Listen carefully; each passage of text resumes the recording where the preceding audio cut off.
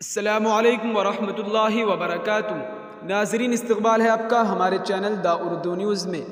سعودی عرب میں شراب کی پہلی دکان کھلنے جا رہی ہے۔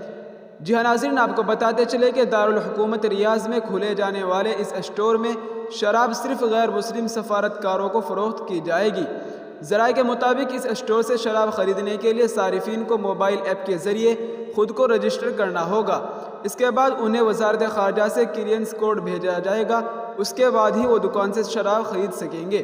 تاہم ہر ماہ مقررہ کوٹے کے تحت ہی شراب خرید سکیں گے۔ جی ہاں ناظرین، آپ کو بتاتے چلے کہ اسے سعودی ولی عہد محمد بن سلمان کی قیادت میں حکومت کی جانب سے اٹھائے گئے ترقی پسند اقدامات کی سمت میں ایک کامیابی کے طور پر دیکھا جا رہا ہے۔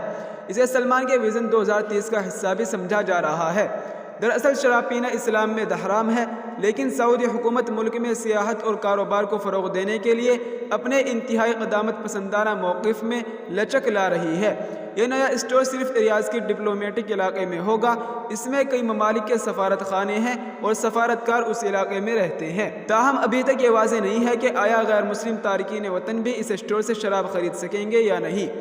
آپ کو بتاتے چلے کہ لاکھوں بیرونی لوگ سعودی عرب میں رہتے ہیں اور ان میں سے زیادہ تر ایشیا اور مصر سے تعلق رکھنے والے مسلمان مزدور ہیں۔ کہا جا رہا ہے کہ یہ اسٹور اگلے چند ہفتوں میں کھل سکتا ہے۔ واضح رہے کہ سعودی عرب میں شراب پینے کے حوالے سے سخت قوانین ہیں۔ شراب پینے پر سینکڑوں کوڑوں کی سزا، ملک بدری، جرمانہ یا قید کی سزا کا انتظام بھی ہے۔ سعودی عرب کے ولی عہد شہزادہ محمد بن سلمان نے 2016 میں وژن 2030 کے نام سے ایک پرجوش اصلاحاتی منصوبہ شروع کیا تھا۔ اس منصوبے کا مقصد سعودی عرب کی معیشت کو مضبوط کرنا اور تیل کی آمدنی پر انحصار کم کرنا ہے۔ اس سمت میں کام کرنے کے لیے سعودی عرب نے کئی ممالک کے ساتھ اسٹریٹجک شراکت داری کی ہے۔ سعودی عرب نے غیر ملکی سرمایہ کاری اور تجارت کو بڑھانے کے لیے مختلف سطحوں پر بہت سے اصلاحات کیے ہیں۔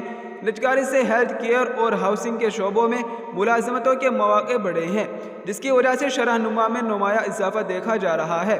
وژن 2030 کا بنیادی مقصد دیگر ممالک کے ساتھ شراکت داری کر کے سعودی عرب میں کاروبار کو فروغ دینا ہے تاکہ خوشحالی میں اضافہ کیا جا سکے۔ جی ناظرین، یہ اس وقت کی بڑی اہم خبر تھی جس کو ہم نے آپ کے ساتھ شیئر کیا ہے۔ اب اس خبر کے متعلق کیا رائے رکھتے ہیں؟ اپنی رائے کا اظہار کمنٹ میں ضرور کریں۔ السلام علیکم ورحمۃ اللہ وبرکاتہ۔